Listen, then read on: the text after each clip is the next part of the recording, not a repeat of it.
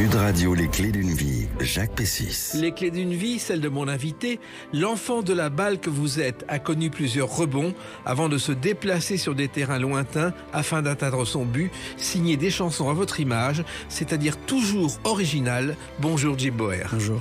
Alors c'est vrai que vous revenez avec un nouvel album. Le premier, dites-vous, alors que c'est pas le premier, mais ça c'est notre histoire. On vous connaît à travers la télévision, avec The Voice, mais on ne connaît pas votre parcours. Et le principe des clés d'une vie, c'est d'étudier ce parcours, de le raconter à travers des dates clés. Et la première que j'ai trouvée, alors elle ne vous concerne pas directement, c'est le 22 octobre 1988, la première télé familiale. C'est la première interview de Nathalie Cardone, votre mère, chez Ardisson. Elle est comédienne dans Drôle d'endroit pour une rencontre, qu'elle a tournée avec Gérard Depardieu et avec Catherine Deneuve. Je ne sais pas si vous le savez. J'ai vu, je crois, cette interview traîner sur YouTube. Ouais. Voilà. Et elle dit que ses parents sont connus sur Tombe la neige, donc on est déjà dans la chanson de Salvatore Adamo. Et je crois que votre mère, elle vous a confié sa guitare et que vous avez appris à jouer la guitare sur la sienne. En fait, ouais, il y avait une guitare qui traînait à la maison et j'ai appris vraiment mes premiers accords dessus. Puis après, je suis parti en vacances et j'ai vu mon père en vacances et là, je lui ai montré que j'avais appris quelques accords de guitare. Et il m'a dit, bon, bah là, ça a l'air sérieux, donc je te donne ta première guitare. Et il m'a donné une de ses vieilles guitares acoustiques qui est toujours ma guitare acoustique aujourd'hui. Eh oui, les traditions ne changent pas. Alors, votre mère, c'est toujours Nathalie Cardone, qu'on salue, et elle a eu un grand succès avec cette chanson.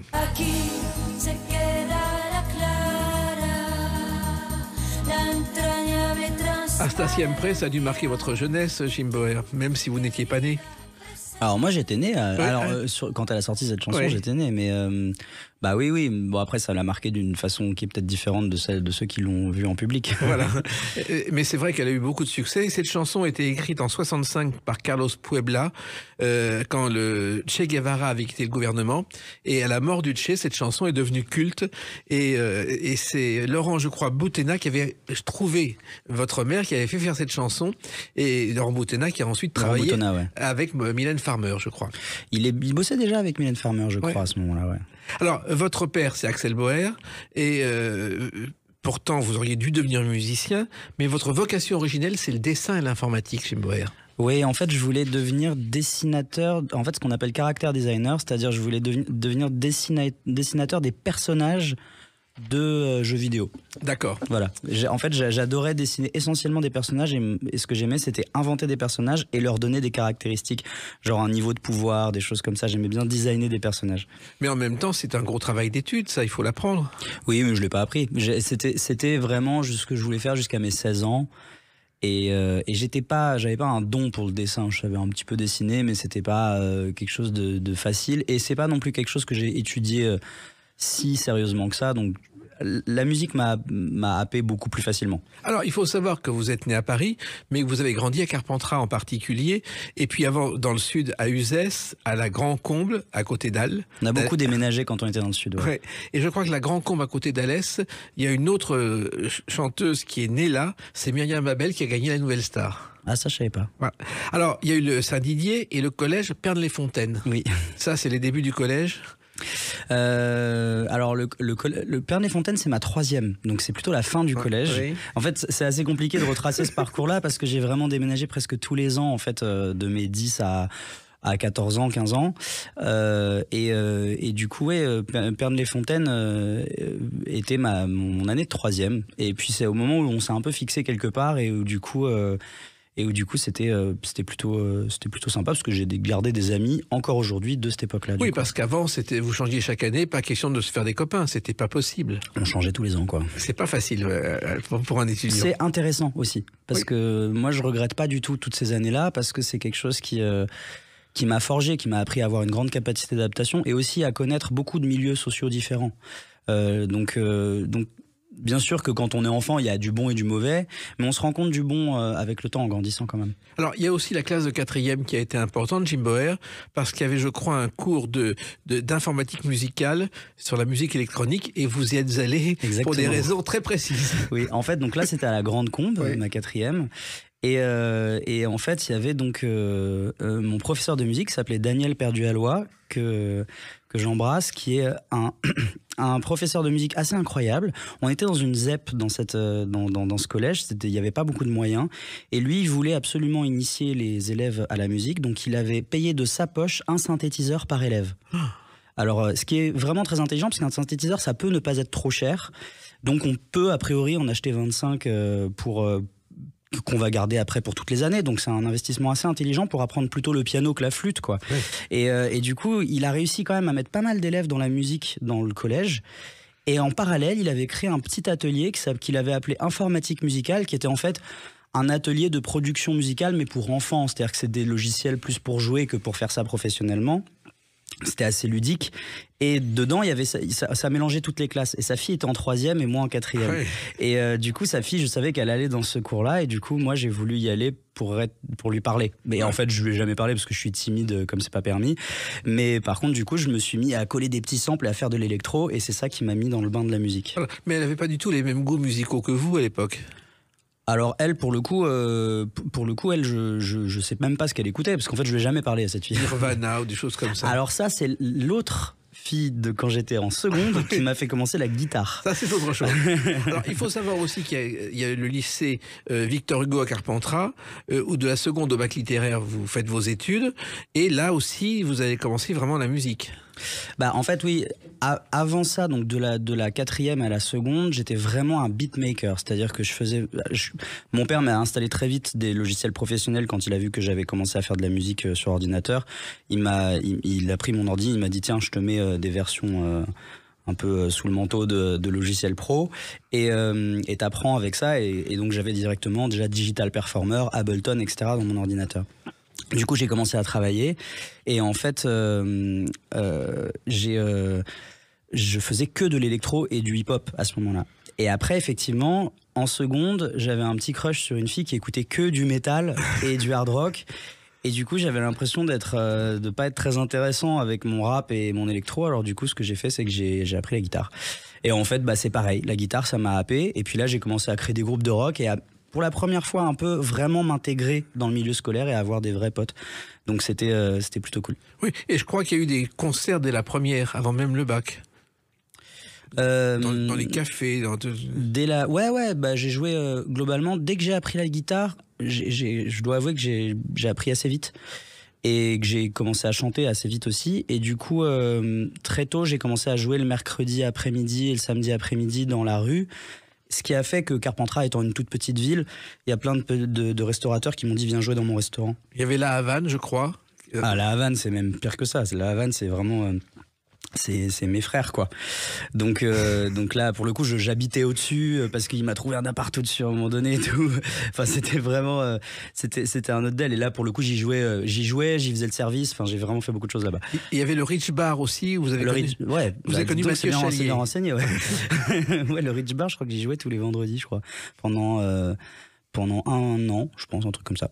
Et puis il y avait donc Mathieu Chalier qui jouait au bar Le Siècle, je crois, à Carpentras. Mathieu Chalier, ouais, qui faisait pas une open mic, mais un bœuf tous les mercredis soirs au bar du Siècle, effectivement, en face de l'église Saint-Siffrin à Carpentras.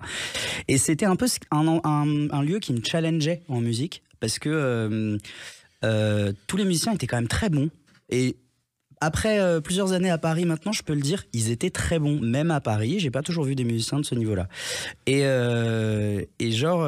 moi, du coup, ça me challengeait pas mal parce que en fait, toutes les semaines, je revenais et je voulais un peu les impressionner et j'étais pas encore à leur niveau. Donc du coup, j'apprenais des choses. Et d'ailleurs, c'est dans ce bar que j'ai fait pour la première fois ma version de Tata Yo-Yo, parce que Mathieu m'avait vu chanter Highway to Hell de AC/DC en version un peu balade, et il m'avait dit toi tu chanterais Tata Yo-Yo, tu le ferais version triste toi.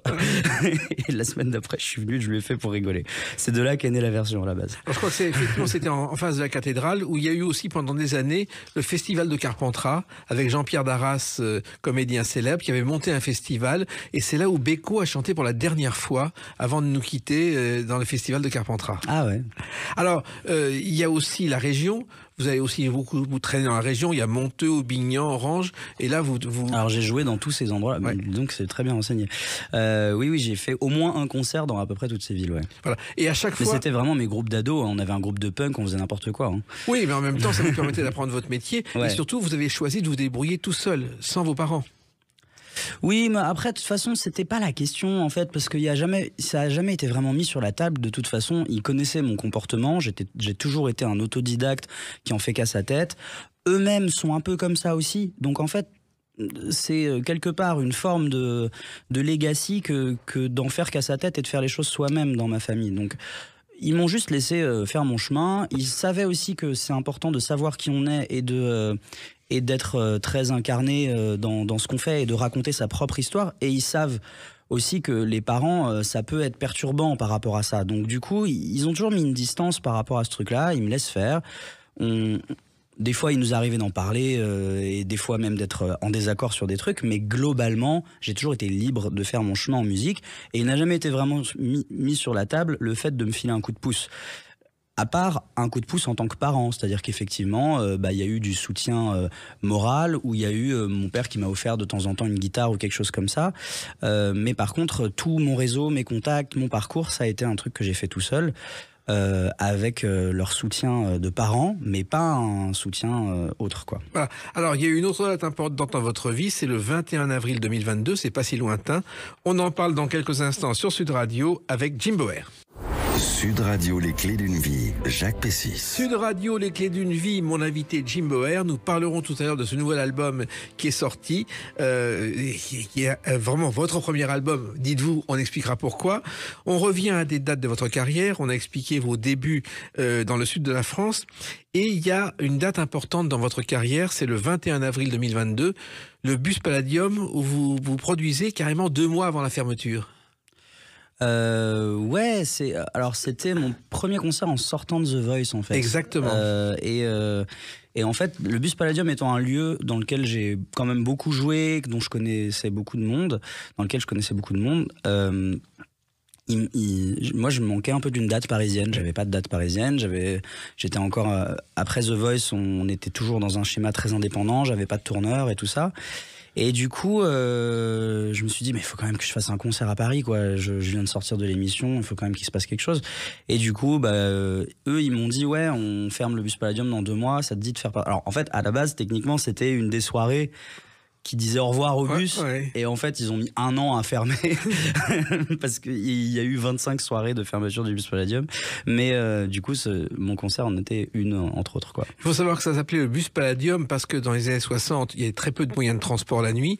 Et les 2 fondateurs, James Arch et James Thibault, avaient monté un réseau de bus où on payait 2 francs pour aller danser le soir. Et ils ont monté le Bus Palladium comme ça. Ouais. C'était un super lieu, c'est dommage qu'il l'ait détruit. Hein. Exactement. Alors, c'est vrai que vous avez beaucoup traîné avant, puisque d'abord, le Bus Palladium, c'est venu après la rue, car vous avez commencé à Paris, à Montmartre, à chanter dans la rue. Ouais, en fait, quand je suis monté, donc comme on l'a dit tout à l'heure, je jouais déjà dans la rue, un peu dans Carpentras. Après mon bac, bon, j'ai un peu zoné dans la région pendant, on va dire, 8 mois. Et après, quand j'approchais mes 19 ans, je suis remonté à Paris. Et en fait, à Paris, d'abord je me suis mis dans un truc un peu simple de je vais trouver un petit job dans une brasserie, parce que j'avais déjà fait de la restauration à Carpentras dans 3 ou 4 restaurants. Bon, j'ai vu que c'était quand même autre chose que en région du Vaucluse, quoi. C'était quand même autre chose que dans le Vaucluse, et ça payait pas de ouf, quoi. Et donc du coup, je me suis dit, mais en fait, c'est plus intéressant de jouer à Montmartre. Enfin, je gagnais plus quand je jouais à Carpentras déjà, donc j'imagine que c'est plus intéressant. Donc j'ai commencé à jouer à Montmartre. Et je me suis rendu compte que ça gagnait bien. Par contre, c'était faisable que l'été, enfin que quand il faisait beau. Donc du coup, en fait, en gros, mon système pendant de 19 ans à 26 ans à Paris, ça a été de jouer l'été dans la rue ou dans le métro quand c'était devenu un peu compliqué dans la rue, et sinon l'hiver de bosser dans des restaurants. Voilà. Et puis il y avait les karaokés. Je crois qu'au Bus Palladium, vous avez fait un soir un karaoké sur Radiohead, et c'est comme ça que Marc Collin vous a repéré. Ouais, alors en fait, d'ailleurs le processus était même plus ficelé que ça. En fait, c'est Mélanie Bauer, qui est une journaliste aussi, mais qui n'est pas de ma famille. qui m'a vu et qui a dit à Marc, qui lui cherchait un chanteur pour Bristol, il faut absolument que tu castes ce mec-là. Et Marc, en fait, m'a fait chanter du coup dans la BO d'un film mexicain qui s'appelle Tiempos Felices, Happy Times en anglais, et il m'a fait chanter dessus un peu pour me tester aussi. Et c'était vachement intéressant. Et puis après, du coup, il m'a pris dans Bristol et on a fait 2 ans de tournée. Voilà. Et ce film, justement, on en a une trace. Ah. Necesitamos un cambio. C'était un film mexicain avec l'histoire d'un garçon qui ne voulait plus entendre parler de sa fiancée et qui cherchait un moyen de s'en débarrasser. Alors je crois que je l'ai vu qu'une fois il y a 7 ans ce film, je sais même pas de quoi parle l'histoire, mais je sais qu'il était sur Netflix pendant un temps en tout cas. Et c'est vrai que vous avez découvert le groupe Bristol. Alors il y avait déjà une nouvelle vague qui était un groupe qui avait cartonné avec des tas de jeunes qui ont débuté, et vous êtes entré dans Bristol qui étaient des titres années 90 avec arrangement de 60s. Ouais. Alors bon, à titre personnel, je tendance à trouver que c'était des titres années 90 avec arrangement années 90, mais, mais en gros, c'était un peu un side project de Nouvelle Vague. C'était un peu le même concept, mais avec d'autres styles musicaux, toujours dirigé par Marc Collin, qui est aussi le producteur de Nouvelle Vague. Et puis, mais avec d'autres têtes, quoi. Donc là, dans ce projet-là, il y avait Clara Luciani, il y avait Corinne, il y avait Martin Rahin, il y a eu beaucoup de personnes qui sont passées dessus. Et finalement, c'est une façon d'apprendre son métier pendant 2 ans en tournée. Ah bah là, je l'ai appris version accélérée même. Hein. C'était assez intense.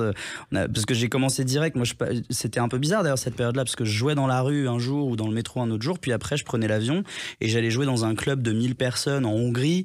Et puis je revenais. Et puis après, j'allais faire. On faisait des fois des concerts dans des salles philharmoniques en Autriche ou des trucs comme ça. Et puis je revenais et puis je repartais jouer dans le métro. C'était un peu bizarre à ce moment-là, mais j'apprenais le métier. Ouais. Oui, et en même temps, vous commencez à composer. Ouais, alors bon, j'ai toujours composé, mais c'est que je commençais à l'enregistrer et à envisager de sortir des chansons. Ouais. Oui, et je crois que le rock n'était pas votre culture de base à ce moment-là, c'est venu petit à petit. Non, le rock, j'avais déjà des groupes de punk quand même quand j'étais au lycée et tout, donc le rock a toujours été dans votre ADN. Dans mon ADN. Par contre, à ce moment-là, je m'étais ouvert à d'autres styles plus pop. Alors, à ce moment-là précis.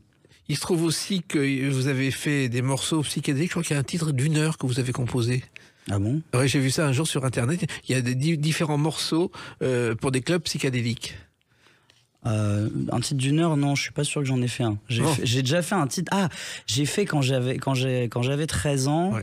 C'est vraiment quand j'avais 13-14 ans, ça. J'avais fait un morceau de je pense 45 minutes. C'est ça. D'électro, mais de rave party, quoi. Ouais, ouais, ça j'avais fait, ouais. Et comme on fait 45 minutes, c'est délirant. Ouais, mais c'est de l'électro de rave party, donc c'est 45 minutes avec des parties qui durent 10 minutes à faire la même chose. Mais c'était surtout pour faire des trucs psychés, quoi. C'est des montées très très longues. Et vous aviez envie de chanter à ce moment-là? Non, à ce moment-là, je voulais devenir DJ, quoi. À ce moment-là, mon rêve, c'était de devenir un Daft Punk.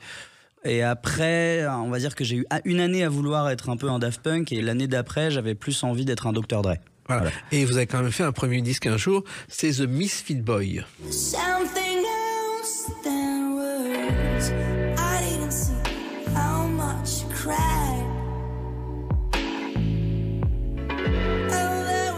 Ça aussi, The Misfit Boy, c'est votre premier disque. C'est arrivé comment, Jim Boy? C'est le premier EP, et c'est un EP qui a été un peu accidentel. C'est une suite de choses, en fait. À la base, ça devait juste être une live session. C'est pour ça que c'est un seul court-métrage de 15 minutes. Et ça devait juste être une live session de morceaux qu'on allait sortir après en version punchée single. Et en fait, on s'est rendu compte que par rapport à notre budget de tournage, on pouvait pas vraiment faire le son et l'image. Donc on s'est dit, on va préenregistrer des versions un peu plus live pour cette vidéo, et on va jouer en playback. Et en fait, vu que les versions originales sont jamais sorties, du coup ces versions-là sont devenues les versions originales des titres, quoi. Donc, il y a eu, je crois, un clip avec les 3 chansons sur 4 avec des chapitres. Oui, c'est ça.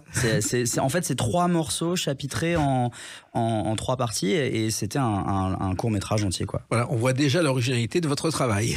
Merci. Alors, il y a eu un second titre aussi, mais en français, c'est Je t'attends demain.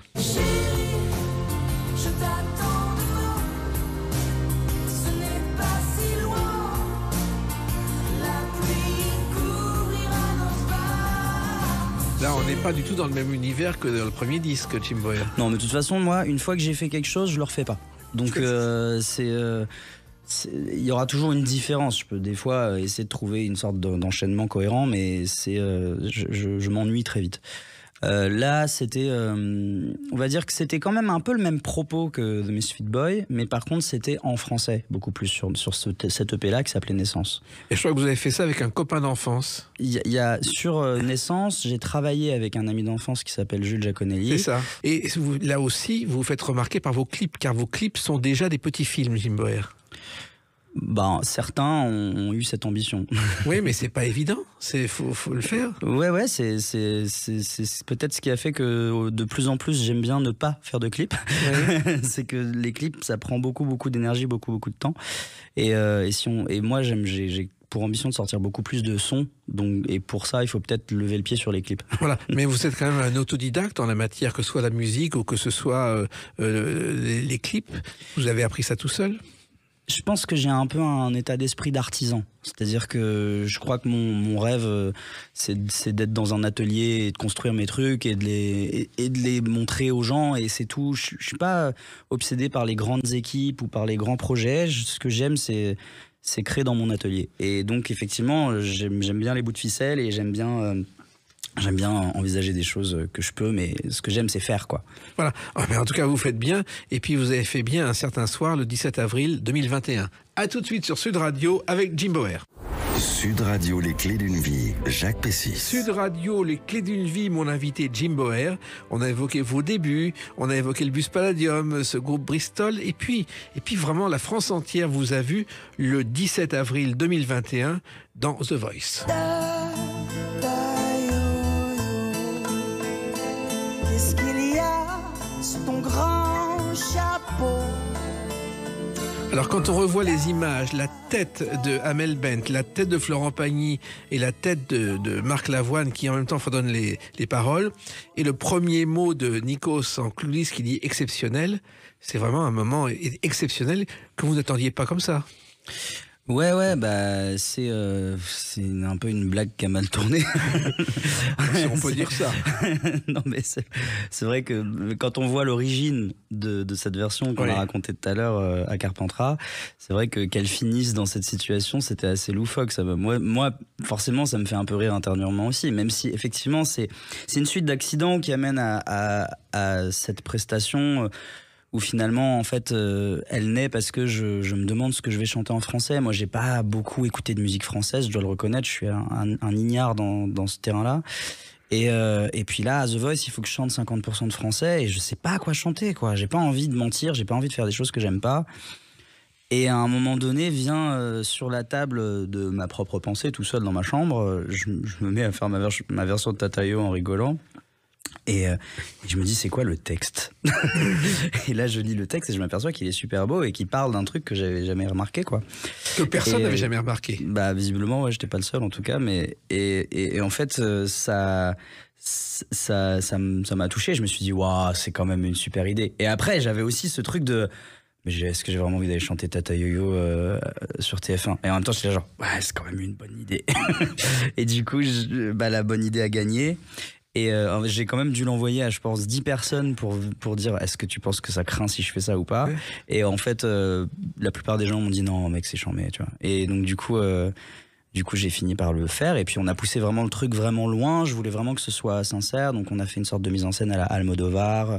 Tout le monde était assez en phase et assez aligné sur cette prestation. Et puis, elle a fait un bel effet, quoi. Oui, les producteurs de The Voice n'ont pas été surpris quand vous avez proposé ça?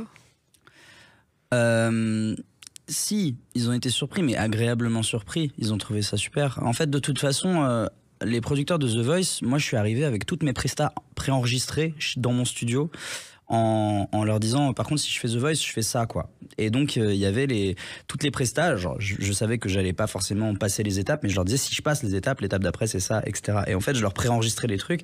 Et après, ils envoyaient mes enregistrements aux musiciens et ils disaient, jouer cette version-là, quoi. C'est pour ça que j'ai pu faire des versions à moi. Je voulais faire un peu un passage comme Julien Doré l'avait fait dans Nouvelle Star. Je voulais faire quelque chose où, moi, je suis quand même un compositeur, donc arriver et juste dire coucou, je sais chanter, c'était pas forcément dans mon intérêt. Ce que je voulais, c'était montrer que j'étais capable de réarranger, que j'étais capable de proposer des choses et même de faire du théâtre, parce que cette chanson telle que vous l'interprétez, c'est du théâtre. Bah, en tout cas, mes cours au cours Florent m'ont bien aidé. Ça c'est sûr, parce que effectivement, j'ai retrouvé pendant The Voice beaucoup de choses que j'avais appris pendant mon année de cours de théâtre. Et une année de cours Florent, ça vous a servi à ça parce que vous vouliez être acteur, ou c'était un complément de votre formation de musicien? Non, j'ai eu un petit coup de mou à un moment donné et j'ai arrêté la musique parce que je voulais plus faire de la musique. Et en fait, du coup, je me suis dit, bah, qu'est-ce que je fais si je fais pas de musique? Et ben, j'ai fait une année de cours Florent, mais le problème, c'est que je continuais de faire de la musique pour gagner de ma vie. Oui. Et donc, en fait, le truc, c'est que bah, même au cours Florent, on finissait par constamment me demander de jouer de la guitare pendant que les autres jouaient. Et en fait, je suis vite revenu à la musique, quoi. Mais par contre, je suis revenu à la musique par d'autres biais qui étaient peut-être plus soul, plus jazz, etc., que je n'avais pas apprivoisé avant. Donc en fait, c'était quand même intéressant d'avoir cette pause. Alors, il se trouve que je me suis un peu renseigné sur l'origine de Tata Yo-Yo. Alors d'abord, Jacques Mareuil, l'auteur de la chanson, avait une tante qui s'appelait Yolande, donc Yo-Yo. On pense que c'est ça. Mais en même temps, on pense que Annie Cordy est aussi Tata Yo-Yo par son délire et sa folie. C'est les deux hypothèses. Mais en fait, moi, c'est ce que aussi peut-être je dis dans ce... Enfin, ce que je dis, ce que je pense par rapport à cette prestation, je sais même pas si le sens que j'y ai apporté est le sens d'origine. Ça se trouve, ça parle vraiment d'une tante, quoi. Tu vois, un peu faux-folle. Oui. Là où moi j'y ai vu une histoire d'un travesti brésilien, etc. Mais c'est ce que j'ai lu et c'est ce que j'ai vu et c'est ce que j'ai voulu mettre en scène. Et c'est peut-être ça qui est juste intéressant. Je sais pas si j'ai révélé le vrai sens de la chanson ou pas. Hein. Est-ce qu'il y en avait un d'abord? Est-ce qu'il y en avait un? Je sais pas. Peut-être que eux, ça arrive, même ça m'arrive moi des fois sur mes propres chansons, de comprendre ce que j'ai écrit après l'avoir écrit. Et des fois on écrit les choses sans se rendre compte qu'en fait il peut y avoir un autre sens qui est peut-être même plus intéressant. Donc voilà. En tout cas, il y a eu beaucoup de félicitations en Belgique sur Internet. Ça n'a pas arrêté. Vous avez fait plaisir aux Belges. Eh ben, j'en suis ravi parce qu'ils m'ont fait beaucoup plaisir aussi. Moi, j'ai fait quelques concerts en Belgique et à chaque fois, ça a été les meilleurs accueils que j'ai pu avoir. Moi, j'ai qu'un seul regret, c'est qu'Annie Cordy avait déjà disparu. Elle aurait, je pense, telle que je la connaissais, beaucoup apprécié cette version de Tata Yo-Yo. Bah, j'espère. Alors, il se trouve que The Voice, vous êtes arrivé après des années où vous avez refusé de faire l'émission, car vous avez repéré déjà Bruno Berberès et toute sa bande. Bien sûr. En fait, moi, ils m'ont repéré dès que j'ai commencé à jouer dans le métro. Donc, c'est-à-dire à 19 ans. Je suis arrivé, j'ai demandé l'autorisation du métro. Pour avoir l'autorisation du métro, il faut faire un petit casting. Et dans ce petit casting, ils nous repèrent. Et quand ils voient qu'on chante bien, ils envoient la vidéo qu'on fait dans le petit casting. Ils l'envoient aussi au casteur de The Voice. Donc du coup, j'ai lâché un pavé dans la mare. Il va y avoir 50 000 personnes qui vont faire le casting du métro. mais en gros, du coup, ce qui s'est passé, c'est qu'ils savaient déjà que j'existais. Putain, je vais y arriver. Que j'existais dès mes 19 ans. Mais j'ai accepté qu'à 29. Oui. Alors, entre-temps, du coup, ils ont eu le temps de devenir mes potes et compagnie. Donc, c'est vrai que pour le faire à 29 ans, j'ai juste eu à passer un coup de fil. Mais par contre, pendant des années, ils ont voulu que je le fasse. Mais moi, à ce moment-là, je voulais monter un groupe de rock et devenir Radiohead. Je me fichais complètement de faire de la variété, de faire de la pop, d'être un chanteur solo aussi. Je voulais pas être un chanteur solo. De toute façon, moi, je voulais un groupe parce que je voulais pas apparaître en mon nom. C'était difficile à porter. Et du coup, bah, j'ai essayé. J'ai eu Bristol, etc. Et puis, en fait, à un moment donné, j'ai fini par comprendre que j'aimais bien être justement un artisan tout seul et diriger un peu ma création et faire mes trucs dans mon coin. Donc, du coup, j'ai accepté mon projet solo. Et à force de développer mon atelier, j'ai fini par avoir un studio d'enregistrement, un label, une petite expérience quand même de l'industrie musicale en ayant bossé pour d'autres, etc. Et à ce moment-là, j'avais 29 ans, je me suis dit, bah, ça peut être intéressant d'être vu par des millions de personnes sur TF1 pour développer mon projet, quoi. Vous n'avez pas regretté de ne pas gagner en finale? Ah non, je voulais pas gagner. Je le dis maintenant, à l'époque, c'est sûr que c'était difficile de le dire, mais je voulais pas gagner parce que j'étais mon propre producteur. Oui. J'avais mon album, j'avais mes équipes aussi qui étaient là. En fait, j'avais déjà tout et j'avais certainement pas envie, en fait, de me retrouver signé dans un label juste parce que j'ai gagné et de devoir abandonner toute mon entreprise, en fait. C'est parce que moi, je me voyais comme ça, je me voyais comme un producteur. Donc, j'avais pas envie d'être produit. Et quand on gagne The Voice, on gagne un contrat. Ouais. Donc moi, j'ai eu un peu tout ce que je voulais, parce que je suis arrivé deuxième. Moi, je pensais que j'allais partir au bout de 3 étapes, que j'allais juste prendre quelques followers et que tout le monde allait oublier mon arrivée dans The Voice et qu'après, j'allais juste me développer dans mon coin. En fait, j'ai eu la chance d'avoir l'exposition jusqu'au bout, jusqu'à la dernière étape, tout en n'ayant pas le seul truc que je voulais pas, c'est-à-dire le contrat. Donc j'étais très bien. Oui, alors il y a eu Tata Yo-Yo, mais il y a eu une autre interprétation absolument remarquable de vous dans The Voice. Et j'ai crié, Aline, pour qu'elle revienne. Alors Aline, effectivement, ça a été aussi un événement. Alors j'ai chanté Aline, effectivement, bon ça c'est la version originale, mais j'ai chanté effectivement Aline à The Voice. Je l'ai aussi chanté d'ailleurs en single sur Spotify ou sur Deezer ou Apple Music, elle y est. Donc j'ai fait cette prestation qui a beaucoup marqué les gens et ça m'arrange un peu. Parce que pour le coup, dans ce qui est du chant en français, c'est un peu plus mon univers que Tata Yo-Yo, qui a beaucoup marqué, mais qui s'éloigne un petit peu quand même de qui je suis. Et du coup, Aline permet de remettre un peu. Et je pense qu'aujourd'hui, les gens qui me suivent beaucoup sont des gens qui ont un peu capté ça et qui ont capté que c'est peut-être plus vers Christophe que... Enfin, Christophe est un des chanteurs français qui m'inspire. Et pour votre information, cette fameuse Aline, on n'a jamais su qui c'était parce qu'il mentait sans arrêt, Christophe. Apparemment, c'est l'assistante de son dentiste qui a servi de modèle à la chanson. Voilà. Ah, bah, c'est possible. Moi, c'était ma mère qui me chantait ça quand j'étais petit. Je me chantais pour rigoler. Elle me disait « J'ai créé Aline !» Ça me faisait marrer. Alors, il y a aussi une autre chanson, mais que vous avez écrite pour un des membres du jury de The Voice qui vous a sélectionné. C'est peut-être un peu la guerre au milieu de nos terres. C'est peut-être une nouvelle ère, nouveau jeu qui nous perd. Florent Pagny, qui était dans The Voice et pour qui vous avez écrit des chansons sans le rencontrer, je crois. Ouais, en fait, c'était à un moment où je collaborais beaucoup avec le chanteur Slimane, qui m'avait d'abord appelé pour composer des morceaux pour lui, pour écrire beaucoup surtout et un peu composer. Et après, en fait... on s'est bien entendu, du coup on a composé aussi pour d'autres, donc on en a essayé pour plein dont beaucoup n'ont aussi pas été prises, mais en l'occurrence on en a fait une pour Florent Pagny qui l'a pris, qui s'appelle C'est peut-être, dont j'ai écrit les paroles avec Slimane et composé la mélodie de voix avec Slimane. Voilà. Et cette chanson a été un succès. Je ne sais pas si Florent Pagny l'avait remarqué, avait tilté au moment de The Voice. Non, je crois qu'en fait, il le savait pas vraiment parce que lui, dans sa tête, c'était surtout un morceau qui avait été composé par Slimane. Je pense qu'il n'avait pas vraiment noté le nom des autres protagonistes. Il est venu me voir à la 4e étape en me disant « À ce qui paraît, t'as composé pour moi, toi ?»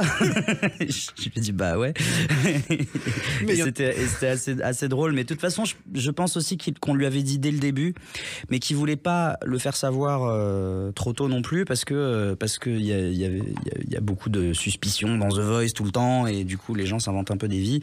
Et donc, du coup, on avait gardé un peu le truc discret pendant un temps. Mais c'est fou le nombre de chansons que vous avez écrites pour les autres. Il y a eu Barbara Pravi, il y a eu Amaury Vassilly, il y a eu Jean-Baptiste Guégan, et puis même votre mère, Nathalie Cardone. Compañeros, el mundo está cambiando y nosotros bailando, pueblo y libertad. C'est vrai que Nathalie Cardone est revenue à la chanson avec vous. En fait, elle a toujours été dans la chanson, mais en fait, il y a un moment où moi j'étais dans un délire un petit peu de musique latine. Alors je l'ai pas vraiment composé ou écrit ce morceau, je l'ai plus produit un petit peu. J'ai fait une production additionnelle dessus parce que j'avais envie d'apprendre un peu à produire le latino. Voilà. Et j'étais dans un mood un peu, je regardais Narcos et tout ça, et je connais pas de chanteur latino en France. Ma mère, elle avait besoin d'un prod dans ce moment-là, donc je lui dis bah vas-y, je le fais quoi. Voilà. Voilà.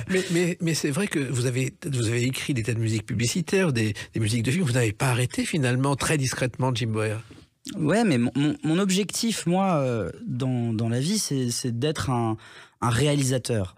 Alors, réalisateur de films peut-être plus tard, mais de musique pour l'instant. Et c'est vrai que moi je me vois pas comme un chanteur. On a cette image du chanteur en France, on a cette image de voilà, c'est l'interprète, c'est l'artiste, qui est un peu l'équivalent de l'acteur pour les gens. Moi c'est vrai que je m'identifie pas tellement aux acteurs ou aux chanteurs-interprètes, je m'identifie aux réalisateurs. Donc même je m'identifie plus au Daft Punk ou à Justice par exemple dans la démarche, pas forcément la musique que je fais, mais dans la démarche, que je ne m'identifie à un chanteur quelconque. Ce que j'aime, c'est être aux manettes d'un projet dans lequel je peux même éventuellement ne pas chanter. Ça m'intéresse pas beaucoup d'être devant. Ce qui m'intéresse, c'est d'être derrière et de maîtriser le truc. Après, j'ai appris à chanter parce que c'était mon métier pour gagner ma vie, etc. Et du coup, je chante. Mais je me vois plus comme un réalisateur. Oui, mais pour l'instant, vous êtes chanteur et on va l'évoquer à travers une autre date, le 2 février 2024. À tout de suite sur Sud Radio avec Jim Boer. Sud Radio, les clés d'une vie, Jacques Pessis. Sud Radio, les clés d'une vie, mon invité Jim Boer. Vous avez dit que vous n'aimiez pas chanter, c'est peut-être la seule chose que vous avez ratée, puisqu'il y a un nouvel album qui est sorti le 2 février 2024. Un album qui s'appelle Bébé 98. C'est assez étonnant comme titre. Ouais, c'est un peu un nom de code. Oui. C'est un peu un code qui mélange un petit peu un hommage aux années 90, mais aux années 90 que moi j'ai connues, qui sont pas forcément les années 90 qu'ont connu les gens qui étaient adultes dans les années 90. C'est-à-dire l'enfance de la fin 90, c'est-à-dire vraiment tout ce qui était les mangas, les animés, les jeux vidéo de l'époque, etc. Les groupes aussi, la French Touch qui arrivait et tout ça. Voilà, c'était un peu mon univers. C'est mes premiers pas de pop culture en fait. Et vous considérez cet album comme le premier ? Oui. Parce qu'il l'est, mais simplement, c'est un langage en musique qui est pas toujours forcément accessible pour tous. Mais ce que j'ai fait avant, c'était des EP ou une mixtape. Une mixtape, c'est pas un album. Mais c'est vrai que la différence, elle est compliquée à comprendre aujourd'hui.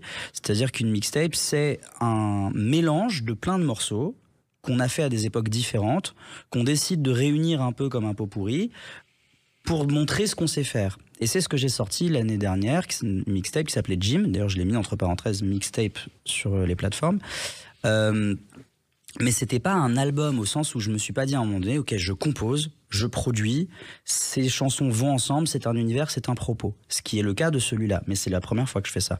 Avant ça, c'était un mélange, une sorte de best-of, quoi. Voilà. Et là, cet album, je dirais, est branché dans tous les sens du terme, puisqu'il y a une chanson qui s'appelle Le Téléphone. J'ai le pouvoir qui dort au creux de mes mains. Là sous la pluie, je l'allume, il me retient. Le téléphone, oui, le téléphone rit aux larmes. Je l'éteindrai demain. Le téléphone, j'éteindrai demain. Donc c'est vraiment une chanson sur l'addiction au téléphone et aux réseaux sociaux. C'est une chanson sur l'addiction au téléphone, aux réseaux sociaux, et puis de manière plus large, en fait, c'est juste un objet qui nous connecte en permanence à ce qui s'appelle le capitalisme, mais je sais que ça fait toujours un petit peu, quand on parle du capitalisme, ça fait toujours un peu caricatural, mais en réalité c'est comme ça que ça s'appelle économiquement, et c'est-à-dire ce truc qui nous maintient constamment connectés à une forme de productivisme, et donc on est obsédé par notre productivité au point que finalement on met de côté la vraie relation, la vie réelle, le temps que ça prend de communiquer, de se rencontrer, de respirer, de contempler, et en fait, c'est marrant parce qu'on troque tout ce qui fait les besoins essentiels et primaires de l'être humain, c'est-à-dire de manger, de dormir, de contempler, de faire l'amour. Et en fait, on troque tout ça et on réduit le temps qu'on a pour ça, et à la place, on passe énormément de temps sur un téléphone qui ne motive que deux sens, c'est-à-dire la vue et l'ouïe, et on se déconnecte de tous les autres sens. Et ça, en fait, on perd en vie. Et c'est terrible, et ça crée beaucoup d'anxiété, ça crée beaucoup de conflits aussi, ça enferme aussi dans des algorithmes qui sont façonnés pour nous. Et tout ça, en fait, c'est quelque chose que je trouve on ressent énormément en ville. Et c'est ce dont j'ai voulu m'extirper en voyageant, pour repartir. J'avais la chance de pouvoir le faire parce que j'avais bien travaillé et que j'avais réussi à gagner un peu ma vie pour pouvoir partir un mois comme ça, m'extirper de tout ça. Et ce que j'y ai trouvé était assez fou, et j'essaye de pas le perdre. Voilà, parce qu'après avoir beaucoup travaillé, vous vous êtes dit je pars, et vous êtes allé dans le Sahara, un peu partout. Alors je suis parti dans le Sahara, je suis parti faire un tour de l'Andalousie, je suis parti à Madrid, Après, je suis reparti régulièrement pendant tout le processus de production de l'album, en fait, parce que à chaque fois que je revenais à Paris, et ben à chaque fois, je me refaisais happer par cette énergie, en fait, hyper compétitive. Et où il y a une sorte d'adaptation permanente au regard des autres et à la production, en fait, et au like, et à la vue, et à l'argent, et à la tendance, et tout ça. Et tout ça, en fait, c'est un processus de désincarnation. C'est-à-dire que plus on est fort là-dedans, plus on ne sait pas qui on est en général. À moins qu'on ait la chance de correspondre parfaitement à ce que la société attend. Mais sinon, on se déconnecte à fond. Donc du coup j'ai eu tendance à repartir à chaque fois pour garder le truc. Oui, et à chaque fois en ayant des idées, parce que les voyages vous donnaient des idées. En fait, les voyages m'obligeaient à une forme de solitude, et cette solitude, elle m'amenait à me re-rencontrer à chaque fois. Donc je suis parti d'abord effectivement à Madrid, après je suis parti au Sahara, après je suis parti en Andalousie, je suis revenu, là j'ai vu mon label, on a commencé machin, après je suis parti au Maroc pour mettre tout ce que j'avais composé en voyageant sous la forme de guitare-voix audible, parce que sinon c'était juste des trucs dans un dictaphone qui étaient en pièces détachées. Après, je suis revenu. Après, je suis parti à Berlin pour écrire des textes avec Craig Walker, le chanteur d'Archive, que j'avais rencontré dans un hommage à Christophe. Après, je suis revenu. Après, on allait repartir en production au mois de février dans une ferme au milieu d'une forêt où il y avait personne. Et juste avant, pour pas arriver trop stressé et trop matrixé par Paris, je me suis barré 1 mois en Thaïlande pour revenir vierge de toute influence. Et bon, j'avais la chance de pouvoir faire ça, mais je m'étais dit, ça faisait 10 ans que je bossais comme un taré, je m'étais dit, là, je me donne 1 an où je consacre tout ce que je fais à mon album. Je ne fais pas de projet pour les autres, je ne fais pas de musique de pub ou de film, je faisais rien pendant 1 an. Et ça a apporté ses fruits. Je suis allé au bout de ce projet-là et je m'en souviendrai toute ma vie. Et ça a la plus grande valeur. Exactement. Alors donc parmi les chansons, il y a justement une chanson qui évoque ces voyages, c'est Madrid. Comme un coup de vent, on va prendre un verre en un éclair, juste pour remercier celui qui sert. Lucifer finira au pied sans se laisser faire. Cette ville vous a tellement marqué que vous en avez fait une chanson ? En fait, ce qui m'a marqué parce que Madrid, c'est pas vraiment une chanson qui parle de la ville, c'est plus une chanson qui parle d'une rencontre que j'ai faite dans cette ville. Mais après, moi, je pars toujours du réel pour aller vers de l'imaginaire. Donc, ce que je raconte dans une chanson n'est jamais la vérité. C'est toujours un mélange de plusieurs vérités qui viennent de plusieurs sources, dont je me sers et dont je m'inspire pour raconter une histoire que je fantasme. Et en l'occurrence, Madrid est un fantasme, mais qui part d'une histoire réelle, qui est qu'un jour je me baladais dans les rues de Madrid tout seul. C'était la 2e fois où j'allais à Madrid dans mes voyages là, et ça faisait des jours que je parlais à personne, et parce que moi je suis très timide. Il y a une autre chanson dans l'album qui en parle, et en fait il était 1h du matin dans un quartier un peu festif de Paris, et puis il y a une fille qui voyait que j'étais tout seul au bar quoi, et qui est venue me voir, qui m'a parlé, qui m'a dit viens avec nous. Et elle m'a baladé dans tout Paris pendant dans tout Madrid pardon, pendant toute la soirée, sans qu'il se passe rien. Alors moi j'étais un peu amoureux forcément, et puis après à un moment donné elle m'a déposé à mon hôtel à 5h du matin, elle m'a dit au revoir et fin de l'histoire. Voilà. Et évidemment moi j'ai mélangé ça à des histoires que j'avais vécues à Paris pour amener un propos un petit peu plus approfondi que juste oh merci de m'avoir baladé pendant 5 heures. Mais j'avais trouvé ce moment là très beau, et je trouvais que c'était un bon support pour raconter une histoire un peu plus fantasque. Et elle aurait pu vous montrer à Madrid une curiosité qui est le restaurant le plus vieux du monde. Je sais pas si vous le savez, le Casa Botin a été fondé en 1725 par le français Jean Botin, et c'est toujours un restaurant qui est en activité depuis 1725. Ah, c'est fou. Moi, j'en avais vu à Séville, pour le coup, des restaurants qui étaient très vieux comme ça. Voilà, c'est le record du monde. Ouais. Alors, il se trouve aussi que tout ça vous a amené d'autres chansons. Il y en a une qui est très intéressante, c'est Le Sentiment de Verre. J'ai le sentiment de verre, comme une histoire à l'envers. Je n'ai plus le pied à terre. Alors, c'est pas le plafond de verre, c'est le sentiment de verre. C'est curieux. Ouais, c'est un sentiment cassant. Oui. Voilà. On sent qu'il est fragile et qu'il peut casser à tout moment. C'est votre timidité, c'est...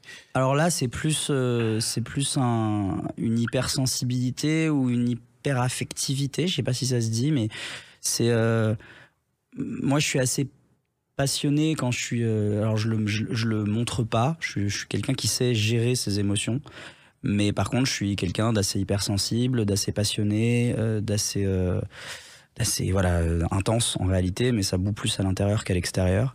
Et ça évoque une histoire d'amour que j'ai eue, encore une fois, fantasmée, mélangée, etc. Où moi j'étais très amoureux, peut-être pas la personne en face de moi, mais ça faisait un moment qu'on était ensemble. Et en fait, j'étais un peu en mode genre, bon, bah, soit t'es amoureuse, soit on arrête, parce que là, il y a un déséquilibre trop grand. Et moi, en fait, je suis cassant, là. C'est-à-dire que t'as juste le pouvoir de me détruire d'une minute à l'autre, là, maintenant. Si tu continues à juste jouer alors que moi, je suis très amoureux, ça va pas le faire. Et je trouve que c'est important, en tant que garçon, aujourd'hui, d'aborder ces sujets-là pour que ce soit pas que nous, on soit pas constamment cantonnés à ce rôle de super-héros insensible auquel on est toujours un peu cantonné quand on est un garçon, et il faut un peu sortir de ça. Il faut qu'on se reconstruise. Il faut qu'on se reconstruise et qu'on se réconcilie avec notre sensibilité, avec notre amour, avec notre douceur. Et c'est important que des garçons prennent la parole pour raconter ça aussi. Voilà. Le clip de cette chanson existe, bien sûr, dans un grand appartement, et on voit un moment avec un vieux micro, et ce micro, ça m'a rappelé votre grand-père, Frank Boer, qui a été l'un des Français qui parlait au français à la BBC pendant la guerre, et qui avait des micros de ce genre. Oui, alors ce micro-là, on l'a pris pour... Ah non, c'est le vrai micro qui a enregistré la chanson, celui-là. C'est vrai qu'il est... Alors, je sais pas s'il est si vieux que ça, c'est un micro très cher. Oui, mais il ressemble au micro de la guerre de 40. Ouais, bah alors, c'était dans le studio, c'était la fameuse ferme où on a enregistré tout l'album, enfin la fameuse ferme, le studio d'enregistrement qui est dans une ferme réaménagée, dans lequel on a enregistré, pour faire hommage à toute cette aventure qui était l'enregistrement de l'album dans le studio La Briche. Le premier clip était un tour de ce studio avec toute l'équipe qui joue dedans. Voilà, et La Briche, je crois, en Touraine, c'est au bout du monde, personne vient vous déranger là-bas. Ah ouais, on est resté vraiment en autarcie pendant 3 semaines, un peu plus de 3 semaines je crois, et c'était une sacrée aventure. On s'en souviendra tous toute notre vie, je pense. Alors, il y a eu des chansons en français, mais aussi des chansons en anglais.